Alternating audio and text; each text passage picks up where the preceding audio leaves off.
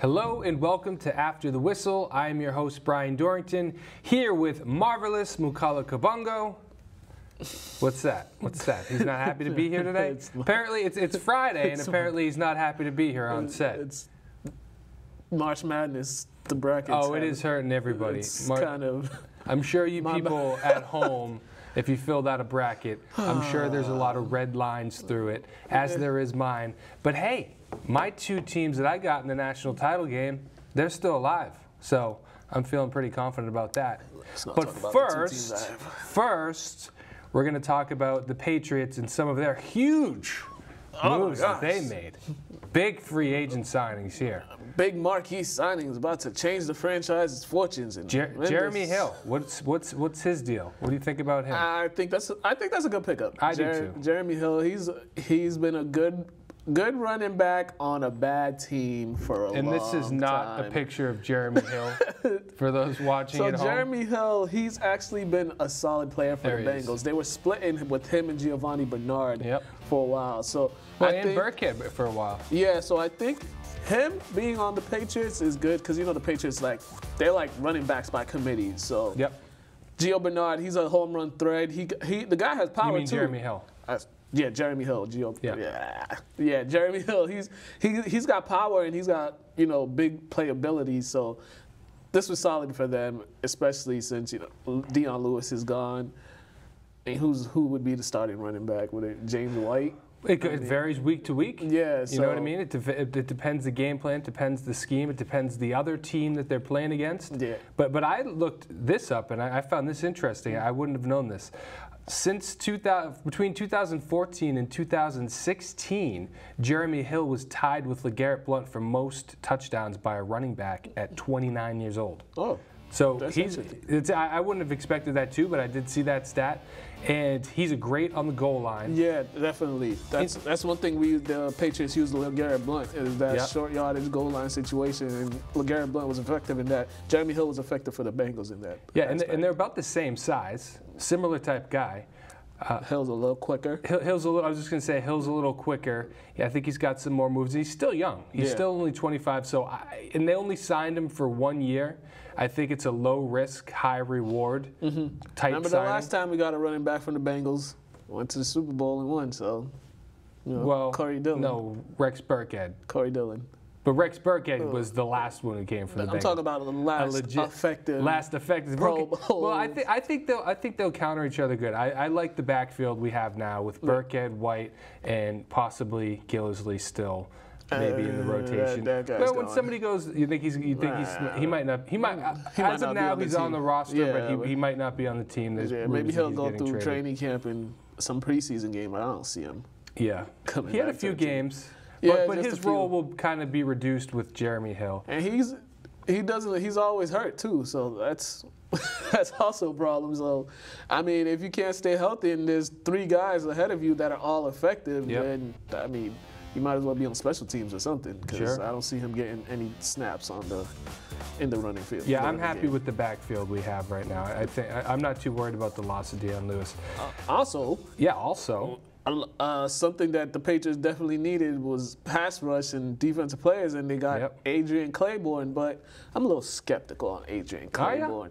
Just because, besides that 6-sack game he had against the Cowboys, I didn't really hear much of him throughout the season. It was just, he had that splash game against the Cowboys.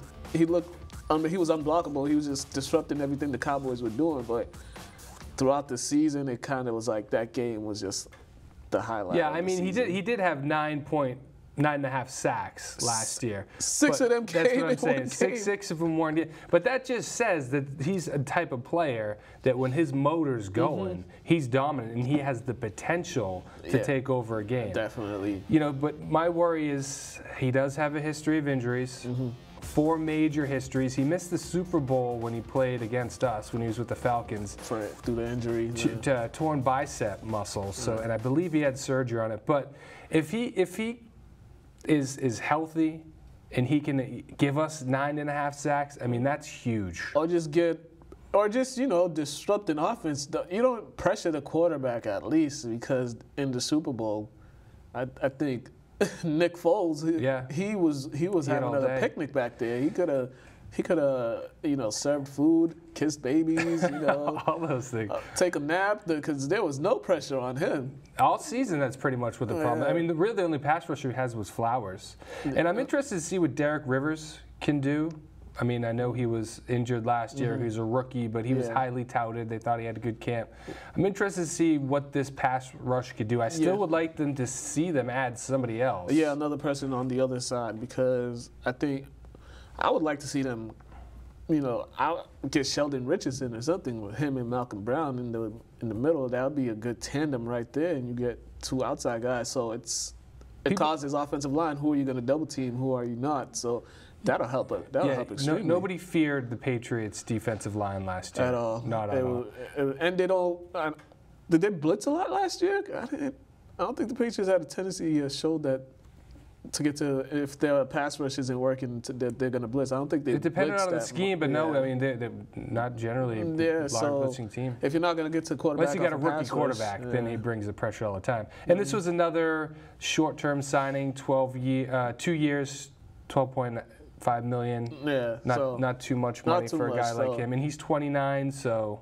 Yeah, so I don't know. Maybe he'll have more. Maybe he'll have, he'll be consistent this time instead of just having one breakout game and then go the rest of the season with just 3 sacks. Well, we'll see what happens. I think it's not a bad signing. No, it's not a big splash. If low risk, high reward, another one like that. But the Patriots never have big splash signings. It's rare. I mean, who was the last one? Randy Moss. Yeah. I mean, then we had the trade for Cooks. But you're right, big free agency signings. Yeah, it's for like the past 18 years. The only 2 I could think of is Randy Moss and Dylan. Well, how about this next one? Oh, Rodney Harrison. Well, how about this next one, Matt Tobin, that you put on this list? Yeah. Mukala creates the rundowns for these shows, and he had Matt Tobin on this list, and I kind of went, who's Matt Tobin? So who is Matt Tobin? He was on the Seahawks last season. I think the previous few seasons he was on the Eagles, offensive lineman. I'm guessing this is the replacement for Nate Solder. No, he is not the replacement for Nate Solder. They just lost their best lineman, so they're out looking for a replacement. And now, so Matt Tobin was the best thing. I think he's a depth guy. This was a 1-year, $800,000 contract. I don't think that he's the replacement. I hope he's not the replacement. You never know with Belichick. Well, then Brady's going to get hurt if Matt Tobin. I'm telling you, I don't know much about him, but from what I researched before this show, he's a depth guy for somebody goes down. A rotation guy. What I've been hearing is through reading the mock drafts is that the Patriots pretty much have to take a tackle in the first round. A couple names that have come up are Colton Moore from UCLA and Connor Williams from Texas. If either of those guys fall, it's not a very deep draft in terms of tackles, but if one of those guys fall, they might be a perfect fit. I don't know if it's somebody you can throw in right away, but those are 2 talented guys who have been linked to the Patriots. They need to get on the phone and call Joe Thomas and ask him if he wants one more season. Did I say that last week, or did I just think it in my head? You said that last week. They need to make that phone call to him. He's only 33. He's 33. He could give you 1 or 2 more years. Give him a 2-year contract. The second year is optional, and just see what you could get from him out of at least 1 season out of him if you want to just make another Super Bowl run. I don't see that out of the realm of possibility. No. A guy like Thomas, who's a workhorse, a player who's always been for a losing franchise. He gets that bug again. Maybe he's just not there at the start of training camp or even in the first couple weeks, but maybe Bill Belichick gives him a call. Who knows? Yeah, keep your fingers crossed. When you reach a certain age, you don't want to deal with training camp. You want to go through all that preseason stuff. You just want to take your time and come back and let's get this started when the season starts. Michael Strahan did it his last year. Yeah. So that's right. It works. It can happen. It works. All right. So let's talk about this other signing, which is very interesting. Yeah, Cordarrelle Patterson, the speedster, who was with the Raiders last season, spent his other seasons with the Vikings. Yeah. This guy, when he got drafted, look at that video. They were deeming him. They were labeling him the next Randy Moss when the Vikings drafted him, which was pretty comical. Didn't turn out that way. Maybe turned out to be more the next Devin Hester. Yeah, the guy he can return, so I don't know what the Patriots are going to use him.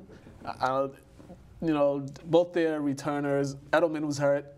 They used Amendola in the return game. And Dion Lewis. And Dion Lewis is gone. So I think if they sign him specifically for special teams, kick return, punt return, I think it's a good pickup because the guy, he has speed, and if you don't get him on the first tackle, he'll pretty much he can take it to the house anytime. Well, he is the best kick returner right now in the NFL. He's a two-time All-Pro kick returner. Yeah. And he can do punts and he can do kickoffs. So I know that they're going to use him for there, but I know Bill Belichick doesn't just take a guy and he's thinking, I'm just going to have this be my kick returner.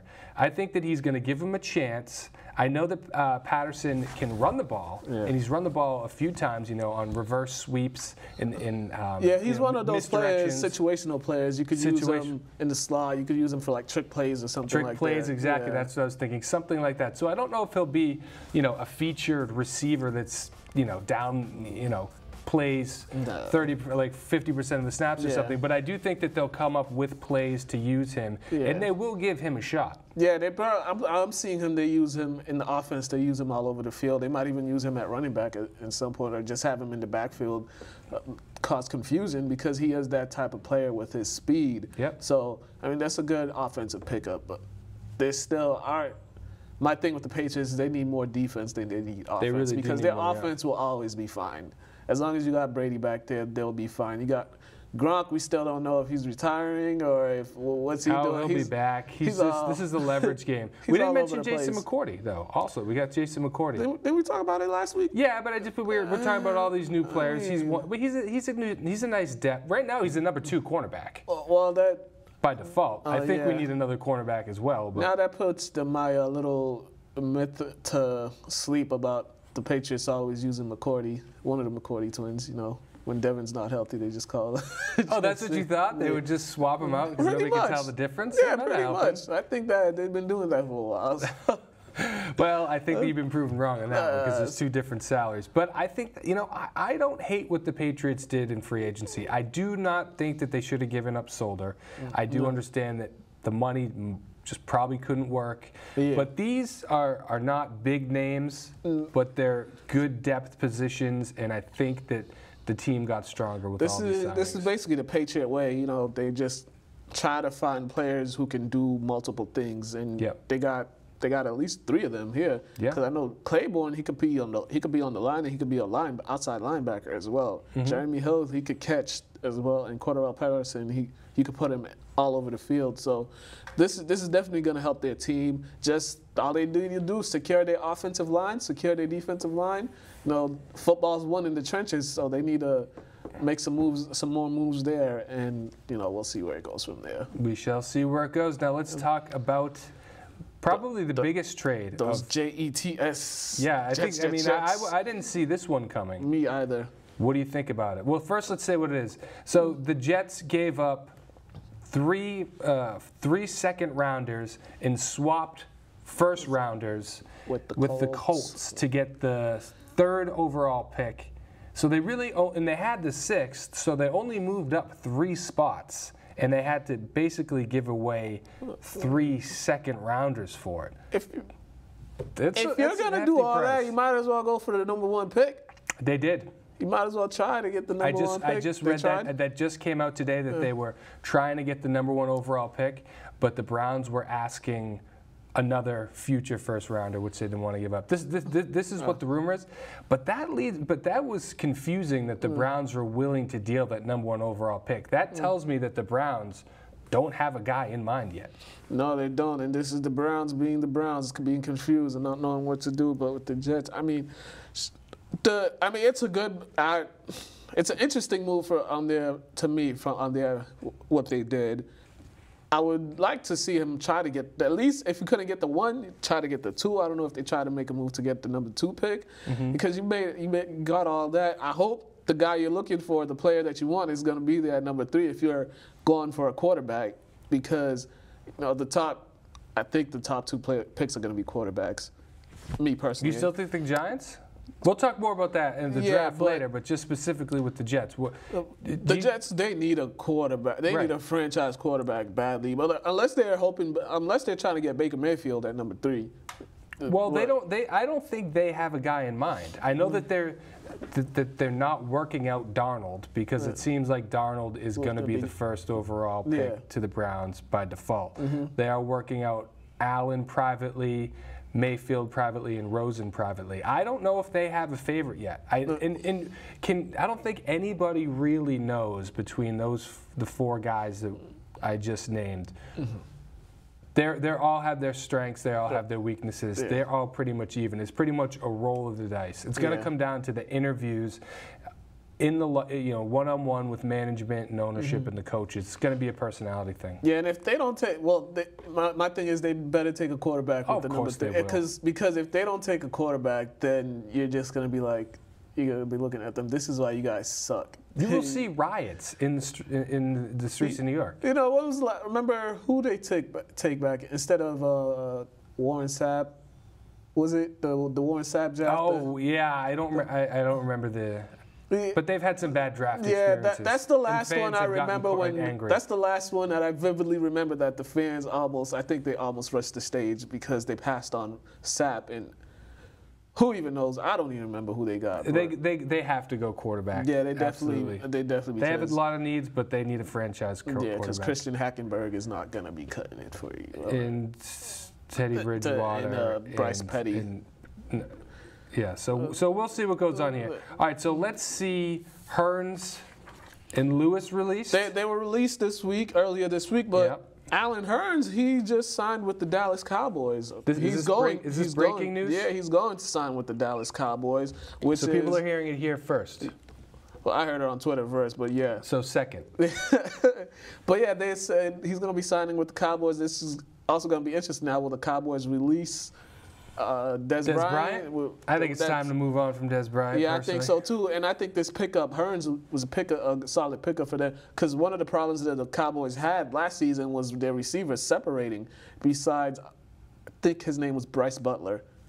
Bryce Butler was the only receiver that could actually separate, but the other receivers, Jason Witten, he's old and he's not outrunning anybody. And Beasley's just more of a slot guy. Yeah, definitely. And more quick than fast. And Dez, we've seen Dez at his best and at his good days. His good days are way behind him. He's too inconsistent. Yeah. Now last week you heard my excitement for the moves the Jaguars made. Yeah.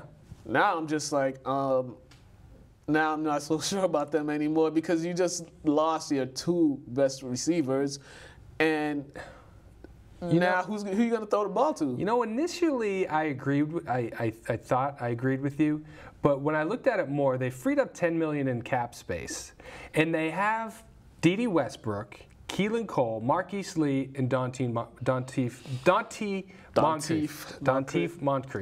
That's how you say it. And they're young guys. I think that, and none of them are great, but I think that they're hoping that one of those guys emerges as a top wide receiver. And it's possible. What happens when you hope? Hope will leave you out the window. It will, but but I don't think Hearns was going to be the top guy, though, either at the same time. I don't think he's any better than Keelan Cole or Marquise Lee. I think he was better than what they had. Than what they have right now. But they got a lot of deep guys. But I do not mind that they got rid of Mercedes Lewis. He's getting up there. Mercedes Lewis.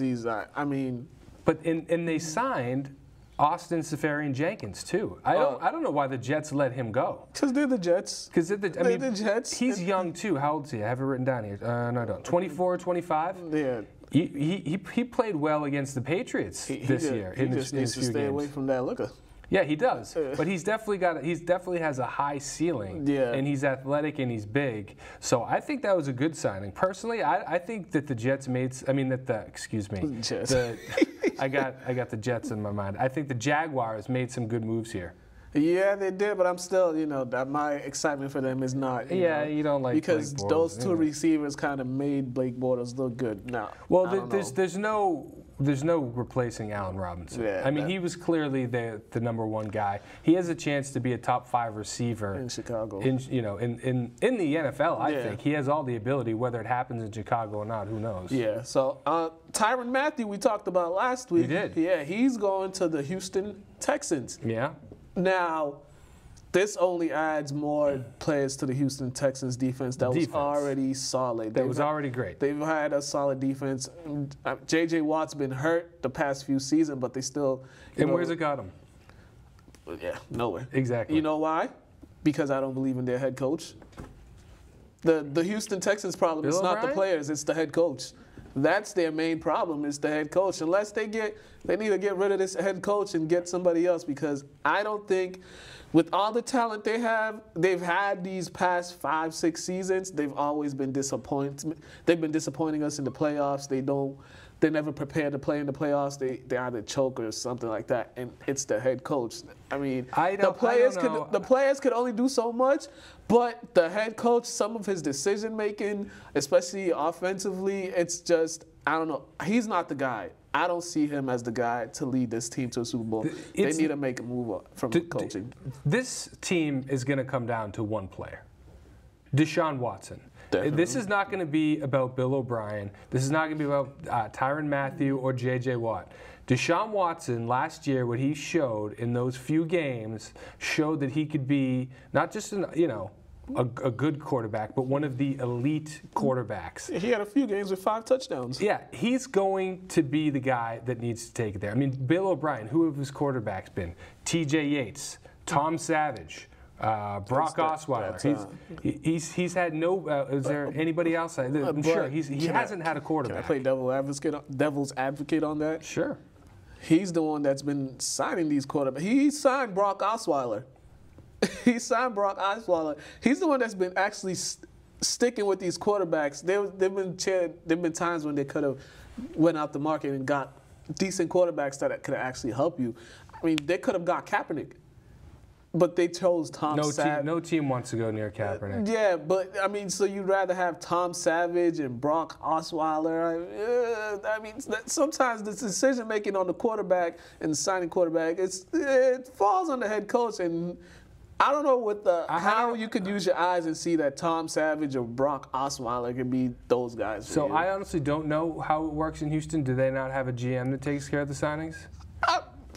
They might be just they look like they're cut from the cloth of the Jets of incompetence. It might be, but I don't know if Bill O'Brien's the one that handles those. I don't know if he has the Bill Belichick model, or if there's a GM there or something.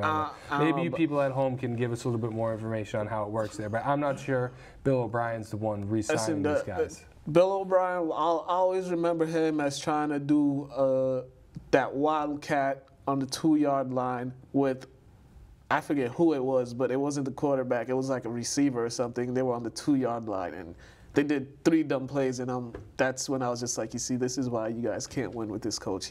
What are you calling a wildcat at the 2-yard line? I think it was a critical game, too. I believe it was against the Patriots, and he lost to Jacoby Brissett. Hey, a lot of teams lost against Jacoby Brissett this year. An experience, at the Colts.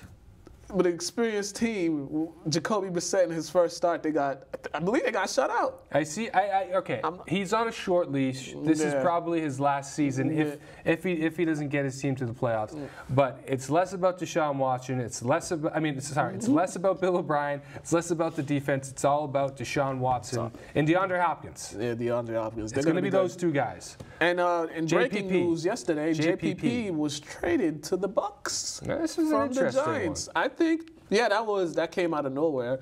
JPP, after his 2011 season when he had 16.5 sacks, he kind of blew up a little bit. His fingers blew up a little bit, I mean. Literally and figuratively. But he kind of hasn't been the same player. Although in 2014, he had 12.5 sacks. But if you look at that, so I'm looking at his stats here. His rookie year, he had 4.5 sacks. Second year, 16.5. 2012, 6.5 sacks. Then you go 2013, he has 2. Then 2014, he has 12.5 sacks. Then 1, 7, and 8.5 sacks last year. What was the year that he got injured with? What was the year? I think with that was the 2015. Thing? What did he have last year for sacks? 8.5. But I think the Giants were such a hot mess last year. It's kind of took away that he actually played solid football last year. He was getting to the quarterback a lot. He was actually disrupting a lot of offenses. But the Giants were just a hot mess. Yeah. That it kind of, distracted from the play he had. But I think this is a solid pickup for the Buccaneers. This is a team, the Buccaneers, that they have a lot of talent offensively and defensively, and they just haven't done nothing. They have yet to make the playoffs these past 3 seasons. And I'm looking at their quarterback. Their quarterback needs to step up and mature a lot. It's going to be his 3rd year, right? Yes, I believe that's so. When the quarterbacks and receivers, that's when you can really get to see what you have. Yeah, and from what I saw, the back end, from the latter part of the last few games of the season from the quarterback, I don't know. And this was a guy I thought he was going to be a solid franchise quarterback, but right now he's still immature and he still does some dumb stuff on the field. So I don't know. They need to make a splash and start winning games and get into the playoffs. So, but what do you think this does to the Giants? So you don't think that Bradley Chubb is going to be the guy that they replace JPP with at the number 2 pick? I didn't think about that, but now that you mention it, they have a whole lot of other. That might be what their plan is. They might get another tackle too, because that offensive line was just abysmal. So they need to protect that quarterback. But I don't think. But I think that if they want the replacement for JPP, Bradley Chubb will be there. Yeah, he'll be there. He'll definitely be there. So they're going to have a tough decision to make. Definitely. They've got options there. All right, so we're going to take our first break, and when we come back, we're going to dive into March Madness and the madness that's been going on since last week. All right, we'll be back in a second. It's not even madness.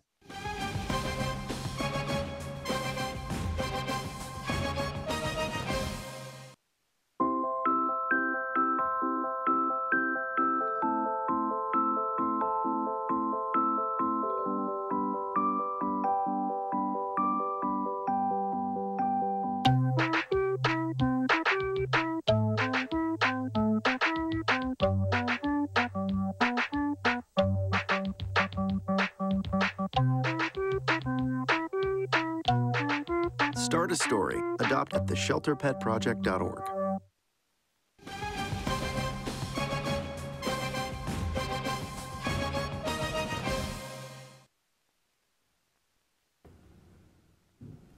So throw the seeds out the window or bury them in the ground. They mean nothing anymore. Doesn't matter what you're seated at. Yeah. Because it finally happened. Before we talk about this, okay. There's a video that we need to play. Oh, there's a video? Pedro could play that video of me trying to warn everybody about a certain number 1 team. Okay, all right, let's see what happened. I wasn't aware of this. Let's see what this guy has to say. This was from our March 9th show. Okay. So, don't trust the Virginia. I know they're ranked AP number 1 and all that. Don't trust them. They are one of the most boring teams to watch. They've always been boring. Yeah, and every year I've seen this from them. They have this solid, great regular season. Then tournament time comes, they fall. They get out physical. They get punked. So Virginia just, toss those out the window. Yeah, hey, I agree with you. I deserve a little bit of credit too. I told you guys. I try to. Granted, But you didn't have them losing. No, I didn't have them losing to UMBC. A team that sounds like a community college. I didn't have them losing to them, but I had them losing to K-State in the 2nd round. But geez Louise, did you watch that game? I did.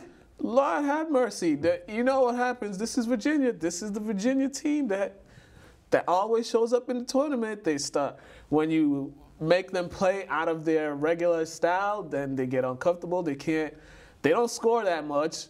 They're not a great offensive team, and when you're scoring and you're forcing them to play a little faster, then they don't know what to do. It's like, they're like, what do I do? What do I do? What do I do? And that's exactly what happened. These little guys from UMBC, they had their way with them. They were getting to the lane. They were hitting open shots. I was shocked, and I was just sitting there like, this is Virginia. They couldn't handle the pressure of being the number 1 overall seed. They're just defense, like we said. They're boring to watch. Yeah. I'm glad that it happened. Everybody's been talking about when is a 16 going to upset a 1. Finally, this year, and this was the year that if it was going to happen, it would be this year because there's just so much parity in college basketball right now. It's crazy. I mean, we have an 11 seed and a 9 seed in the Elite 8 in the South. Yeah. We're going to have an 11 or a 9 seed in the Final Four. Yeah. I know this is just crazy. I know the networks are like, okay, I don't think we're going to get ratings for this game because besides the people in those regions, I don't I don't think there's any interest in watching. I'm not entirely sure on that. I think that people are behind this Loyola Chicago team. They have a mascot that's an actual sister, a nun. Yeah, I think she's a nun. Yeah. They have Sister it here. Jean. Sister Jean. Yeah, people can get behind this team. I think that they can captivate an audience. Yeah. I think if Loyola Chicago can make it, I think that's a great Final Four. I think it's a great story. They hadn't been in the tournament for 33 years. Yeah. So. You're doing this with your hands. You got a hot take coming on. No, I don't have a hot take, but from watching Loyola, this is what happens when you have an experienced team, when you have a lot of older players. They're kind of been playing together for a while. This is the type of stuff that can happen. Yeah. Now, the game they had 2 buzzer beaters. Miami, they can't make free throws. You make 2 free throws, you win the game. Mm-hmm. Then I believe Tennessee were down the majority of the game. They came back. But then the player from Loyola, he just hit a tough shot. And once again, Tennessee can't make the shot. So Loyola, every single one of their games, they've been winning by close margin by like 1 or 2 points. I think it's a 4 points total has all their games. So this team, they can win close games. So they're going to be a tough team to beat, especially their point guard. I don't know his name, but he's pretty nifty and he can cause a lot of problems. The number 13. Yeah. What it is, I forget too. But yeah, he's good. They have a very high-powered offense. They're a little bit undersized, but they're high-powered offense. They're not afraid of anybody. Yeah. Like you said, they're a crew that's been playing together. They're not this one and done where they just bring guys on and go to the pros. Yeah. They're able to stay together as a core group and develop. And then that's why you see these veteran teams, sometimes they beat these guys that are just like Kentucky, that's just full of one and dones. Yeah, and in their region, I don't think there's a team in that region that's really got the size advantage over them. I think Kansas State doesn't. Yeah, Kansas State's not really a big team, I think they match up pretty well with all the teams in their region. And if they go on to the Final Four, the only team they will match up with is Florida State. Florida State is big. Yeah, Florida State is long. Florida They're State, athletic. that's the only team. If Florida State gets by Michigan and Loyola gets K-State, Florida State they'll have issues with Florida State because Florida State, not only are they big and athletic, but all their players can guard multiple positions. Even their center, he can just go anywhere at any play. He can help on offense and defense. So Florida State is this team. They've been the surprise to me.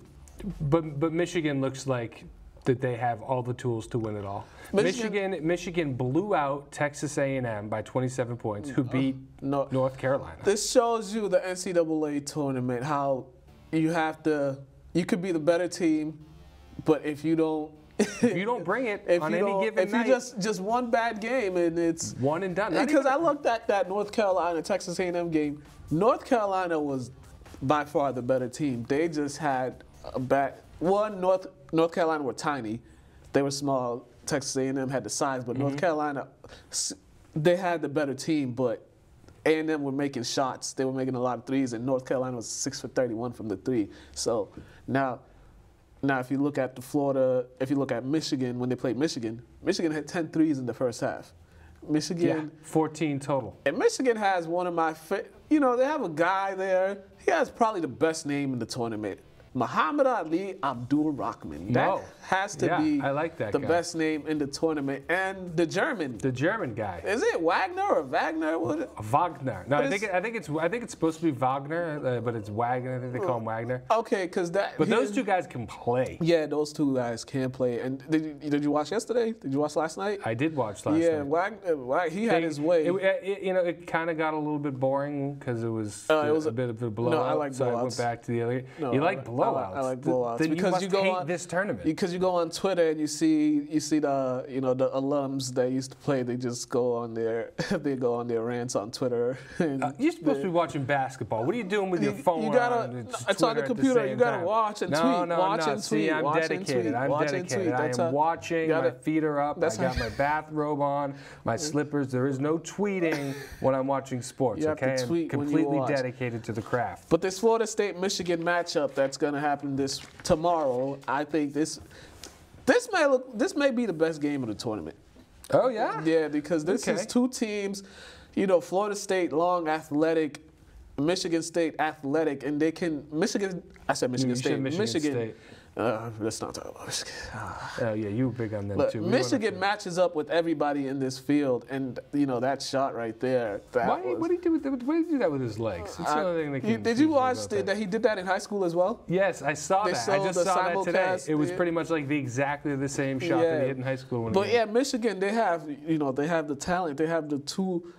Muhammad Ali Abdul-Rahman, that guy, he didn't have a good game the first couple games, but yesterday I think he found his groove, and they have another player, Matthews, who, you know, is a matchup nightmare. He's like 6'6", 6'7". He could take you off the dribble. He could hit the shot, and then the German.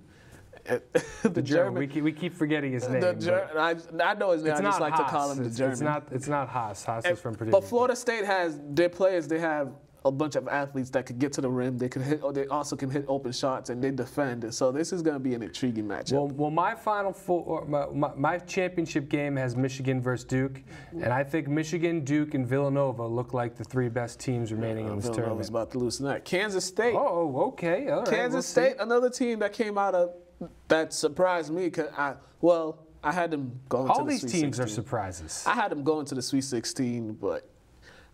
You did? Yeah, I did, actually. Pull up that bracket. Come on. I don't know if I believe that. Pedro, if you could show each of our brackets. I'm not sure that's Pedro, true. I had them going to the Sweet 16. All right, I'll believe you. Because you had them. Pull it up. These are good highlights. You had them beating Creighton.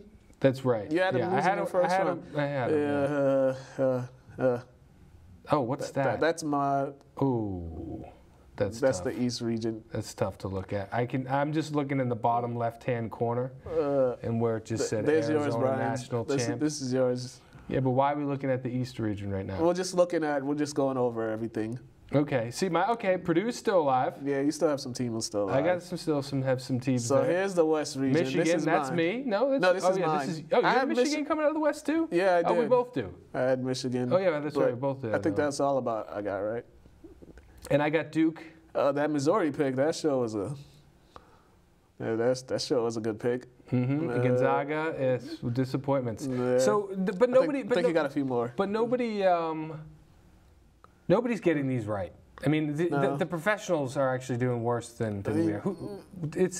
A lot of them had Virginia winning it all. Yeah, but this is why it's so fun. This is why it's my favorite sporting event. You can never tell. And it doesn't just have to come down to one bad game. Yeah. It comes down to one bad play. Yep. And that's why you have to watch. You don't have to watch the first half of games. Watch the second half of the games. You really don't need. They don't even need to play the first half. Now, Syracuse versus Duke tonight. This is going to be Duke. You're going to watch two teams that play 2-3 zone for the entirety of the game. What's zone is for cowards. Zone is for people who can't play. Or people who like to win.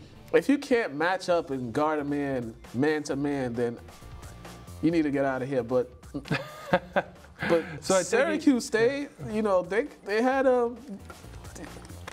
this upset against Michigan State. Michigan State kind of had control of the game, and then but Duke has actually been dominating each team. They've made light work of each Iona and Rhode Island, so they didn't really have a strong test because Rhode Island's a good team. They didn't have the size. If you watch that game, Duke was just towering over all their players. Duke had the size advantage, and it showed. Bagley and Carter were just dominant. Carter, I think, scored like the first 8 points of the game. So. I think Bagley's been the best player of this tournament. He's been the best player all season, all this entire college basketball season. I thought you liked your boy from Arizona. Yeah. No, he's the best player overall. Oh, but you're saying the best player this season. Yeah, this season. Those two played on the same team? Duke and no, I didn't. In high school. Oh, really? Imagine going up against. Imagine being. Oof. Did they win? I hope they must have won a state championship or something. But this is Syracuse Duke game. Who do you like coming out of that? I honestly don't know. I'm just going to say Syracuse just because they're on a roll. I'm going to say Duke. Because I can't root for anything Duke. Duke and Michigan are the two best teams left in this tournament. If they don't make it to the national championship, I would be shocked. Yeah, but, Syracuse, they're on a roll. I thought they were going to lose to Michigan State. Michigan State looked like they were going to cruise in that game because they did have. Well, this is what Syracuse does. They're the underdog. They come in at a low seed and then they just make a run for it. Yeah, I think they got a good coach. For Syracuse, Battle has to have a good game. He's their best player. He's their best offense player. He has to have a good game. He definitely hit some clutch shots against Michigan State. Though another one right there. So I think he has to have a good game. And Michigan. That was a good one right there. And Syracuse have to keep them off the glass. They have to keep Duke off the offensive glass because Bagley and Carter, they're really tough on the inside, and they get a lot of second chance points. So, limit their offensive rebounds, guard the three-point line, which Syracuse has been doing well these past couple games. And for Duke, they have to get the ball to Bagley. Get the ball to Bagley. Sometimes the zone frustrates teams and gets them out of there, but they have to at least. He doesn't need to score. He just needs to touch the ball. Just have him touch the ball, and good things are going to happen. So don't rush any threes. And real quick, you told me Villanova's going to lose. I mean, this is gonna air before, so people are gonna when people watch this, they're gonna know that if you're right or wrong. Villanova's going to lose. Yeah, they're playing West Virginia tonight. Okay, so you think I think Villanova's probably have been one of the best, well-rounded teams of the season, but Virginia's going to lose. I mean, Villanova's going to lose. I just want this on the record because I'm going to bring this in black and white next week, like you did when you got your thing right before. He's got the camera. West Virginia is going to beat Villanova tonight. I said it. You heard it here. Today's date is the March 23rd. You do know Villanova's not in Canada, right?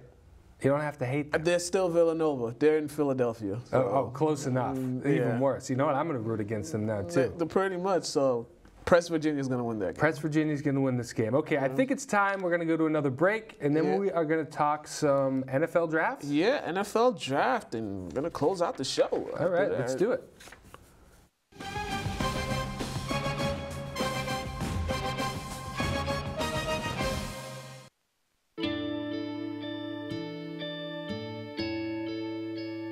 Calls me googly eyes. You know you're beautiful, right? You know that? Even you are beautiful.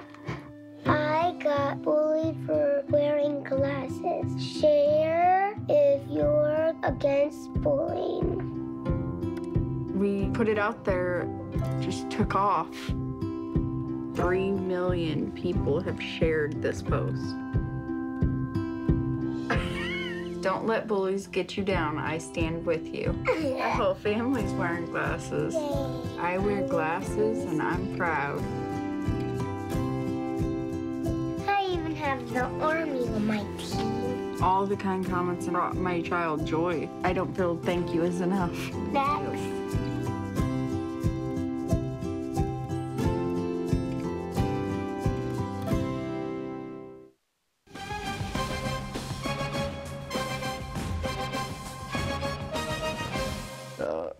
And we are back. We're going to talk about some football. I mean, is there a week where we don't talk about football? No, it's the best sport. We've gone over this. America's pastime. Football just dominates the headlines. So, your guy, Sam Darnold, I heard he had quite my guy? No, we've talked about quite the impressive pro day. My guy's Mason Rudolph. But yes, according to Todd McShay, this was the best pro day he's ever seen. Second best pro day he's ever seen. His first, Jamarcus Russell. So I don't know what point he was trying to make here. That is not a good point. But when he was making the point, it seemed like he was very excited. And I did watch some of the pro day. Oh God, biggest bust in NFL history. But I was watching some of the pro day. And he was accurate as all get up. I know that's an old people saying. Sorry, I'm not trying to offend old people, but it's true. Accurate as all get up. He was putting the ball wherever he wanted to. It was raining, which was interesting. Usually if it rains, they bring it inside the Performance Center, but he actually stayed out in the rain because he wanted to be tested. You know, I mean, a pro day for a quarterback is really it's scripted. The whole thing's scripted. It's practiced. It's pretty much like theater. It's designed to make you look good. But with the added addition of the rain, I mean, we're talking about him maybe playing in Cleveland, Denver, New York, any one of those places. where it rains. So it was good to kind of see him out there with a little bit of controversy or out of whatever it was out there. But he was still able to put the ball where he wanted to on every single throw, even in the rain. Yeah. Once again, you know, my take on these pro days and these combines. If you really want to know what do you have in a player, just go watch the game film when he's actually throwing against defenses that are scheming for him, not when he's out there in his shorts and T-shirt just, you know, playing backyard football is what I call it, just practicing in his backyard. Let me press you on that. I don't take much of that, but you know, this is basically a job interview. Let me press you on that, because you don't like my guy Mason Rudolph, because you don't like Big 12 quarterbacks because they just throw for so many yards and throw so many touchdowns. It's because Big 12 plays 7-on-7. How are you going to judge a guy like that? Is what I'm saying. I like to judge them when they play real competition. But if they're not playing real competition, that's what I'm saying. So that's why there's the film. If they're not playing real competition, like Josh Allen in Wyoming is not playing top competition, then that's where these things do become important. If you're not up against pro style, playing up against, you know, like Alabama's and the Clemsons, you know, if you're not playing against those defenses, there needs to be some kind of other measuring stick. I agree they put maybe too much weight on it, but it is important to see these guys. Yeah, outside of game footage. Yeah, because this is just a job interview for them, so they have to do all these other unnecessary things that are, you know, that just. All this stuff is, you know, is to get clicks and ratings, because some of these pro days are broadcasted on networks. Oh, this is broadcasted on ESPN. Yeah, live. So this is all to just, you know, with announcers. They had Schefter announcing. They had Michael Irving announcing. Yeah, so everybody. Yeah, but to go back on your point about Big 12, no, I don't like any Big 12 quarterbacks, because Big 12 football offense is like 7-on-7 out there. I can't trust any Big 12 quarterbacks. Josh Allen, whatever his name is, I gotta see it to believe it, because I don't trust him at all. I don't think he's gonna be this great quarterback that people are making him out to be or are projecting him to be. So you still think Lamar Jackson's gonna be the best? All said and done, 3 years from now, you think Lamar Jackson's gonna be the best guy out of this draft? I think he'll be better than Josh Allen and Rosen and Mayfield. Yeah. So are you in agreement that Darnold seems to be, because it seems to be the number one consensus that Darnold is going to go number one. Yeah. The Jets aren't even bothering working him out. Yeah, I think so. He's, you know, he's a USC quarterback that should give you red flags in itself, but yeah, he's going to Matt Leinart? He's a USC quarterback that should. That's what I'm saying. Exactly, Matt Leinart. So I think I honestly, you know, none of these quarterbacks are, you know, blow me away or anything. I'm just like, oh, this guy is going to change my franchise. Because Darnold, he still has a lot to learn, because he still makes dumb decisions with the ball. Josh Rosen, I don't know about him. I watched a few games of him, and I'm just, you know, he's like, I'm like, okay. I think he's probably the most ready to jump right in on day one and start. He's played the most football. Whereas Darnold, he's kind of raw, you know. He didn't play a lot. Yeah. But the good thing is that if he does go overall to the Browns, they got Tyrod Taylor. Yeah, he can play for a year, easy. He can learn behind Tyrod Taylor for a year, maybe even 2. Tyrod Taylor, he can still play. So Darnold's not going to, unless, you know, bearing injury, he doesn't have to go in there and play the first year. He's going to compete, and if he can't play the first year, he will. But there's not that pressure on him as there is in, say, if you to go to the Jets. Yeah. Yeah, that I don't pray that on. I don't wish that on anybody. Also, there were also some players that also had their pro days. Some didn't, work out. Saquon Barkley didn't work out. Derwin James didn't do. But there was one who really, really didn't work out, and you have talked about him here, and that was Orlando Brown. Yeah. I mean, it was just considered the worst combine ever, is what I'm hearing from a lot of people. Yeah. He finished, I think I might be jumping out of the picture order, but he finished dead last in the bench presses for linemen with 14 reps. I always put a lot of emphasis on the bench press, especially for linemen. He weighs 375 pounds. Once again, I don't know. These Big 12 players, man, I don't know. I can't trust these Big 12 players, especially if you're an offensive lineman in a conference that barely plays defense. You're pretty much useless. You're just there just to just stand there. But he was projected as a top first-round draft. He still might go in the first round. He'll probably go. But this was just embarrassing. A 5'8", 40-yard dash. Who's that? Who's the lineman the Giants drafted last year? I believe he was out of Alabama or something, and he was a high pick, and they had these expectations from him, and he was just abysmal. I forget his name, but I don't remember. But he was a first-round pick for the Giants, and he was not good at all. So we might be looking like this might look like another one of those situations where a guy had all these expectations, or people had these expectations or thought he was going to be the star player, and he might not be it. Also, you can't trust these Big 12 players, man. You can't trust them at all. I don't know. Mason Rudolph. But Bradley Chubb, your guy. Here first. Chubb, yeah. Yeah, your guy. I think he solidified himself to be in the top 10 or top 5. Oh, he's clearly going to be in the top 10. Yeah, this guy is one athletic beast, and I think his workouts showed as well. He has the speed, he has the quickness, the agility to do anything you want on the defensive side of the ball. So I think this guy, I think his stock may rise a little. Maybe he might go number 1. We've seen where. No, they have to go. No, I had originally predicted that Saquon Barkley would go number 1. That was before the Jets trade. Mm-hmm. I think that now the Browns have to take a quarterback number 1. Yeah. But I would not be surprised if Chubb goes to the Giants at number 2 to replace JPP. Yeah, so we'll see what happens. How many weeks away from the draft? It's next month. It's April, sometime in April. Yeah, so we're sooner than a month. It's slowly approaching, and now we're going to.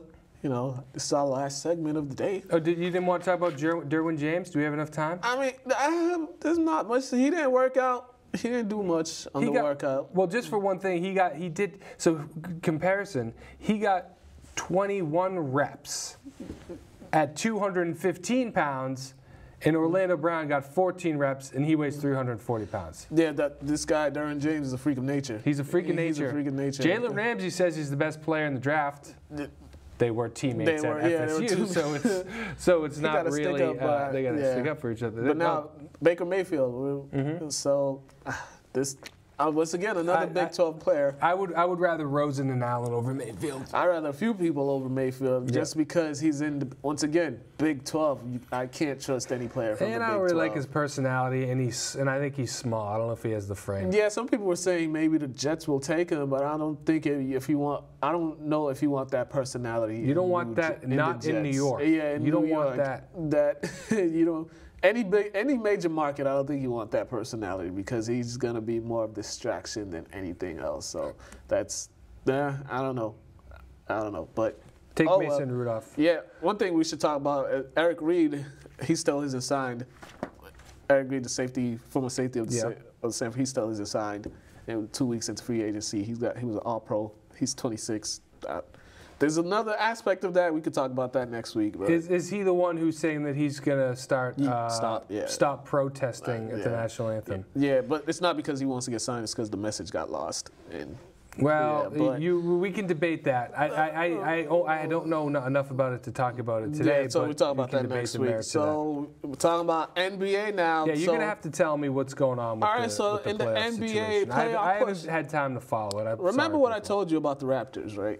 You said that you loved them. They're the best team in the NBA, and you want to move to Canada and become a resident of the city of Toronto. Yeah, I remember the whole thing. Oh, Canada, with what's that beer they drink up there? I don't know, but I'm not. The Raptors, once again, you can't trust them. I'm telling you right now, don't trust them. The other day, they were playing against the Cavaliers. They were up 15 points at one point in the game, and they lost because they are the Raptors. And whenever they see the LeBron James, they like to wet themselves and get scared and crumble. So I'll tell you right now, don't trust the Raptors to come out the East because they won't. Now, the Celtics, they have a little problem, and their problem is injuries. Oh, a lot of them. They have players going down left and right. Same thing with the Bruins, actually, too, which we can talk about next week. So the Celtics, they need to get that together, but I think Kyrie's coming back. They won a big game the other day against OKC. Marcus Morris hit the game-winning shot because Carmelo Anthony couldn't make free throws to close the game out. So the Celtics, I still have faith in them. And, you know, the Cavaliers are the Cavaliers. They have LeBron James. As long as LeBron James is healthy and doesn't get hurt, then they'll be fine. Those are the only teams that you should worry about. But who's still number 1 in the standings in the East? Oh, those baby dinosaurs in Canada. Yeah. But so that's huge because then you only have to beat, if you get the number 1 overall seed, you only have to beat Cleveland or Boston. Remember what I said about Virginia? This is the Raptors. But I agreed with you on Virginia. Okay, I agreed with you on that one. I think that was similar to Virginia. They will fold under pressure. They're a defensive team only. They will fold under pressure. So that's that. But in the West, the Warriors, it's another team. They're kind of they're hurt right now, but I think they're playing. Curry's coming back. Houston's looking like a strong competitor to the Houston's Warriors. a strong contender, but you know their 2 best players, Paul and Harden, playoff times. I've seen it too many times. Harden, he just disappears. It's because he plays so much during the regular season. He disappears. Chris Paul can never get out the second round. Maybe he'll get out the second round this year. This is a different situation. Yeah, different situation, but sometimes he had the better teams and he still wasn't out. So that's that. There's just the Warriors and the Rockets. Those are the 2 teams, and the team that's outside looking in that you have to also watch out for is the Blazers. They've been playing solid basketball since. You like these Blazers, I like don't them. you? Yeah, I like them.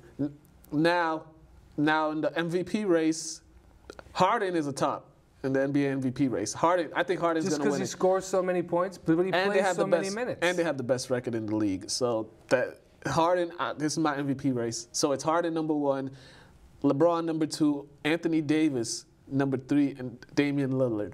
Since the All-Star break, though, Damian Lillard and Anthony Davis has been on a tear. They've actually been on a scoring tear the past week or so. You don't put Durant up there? Too hurt.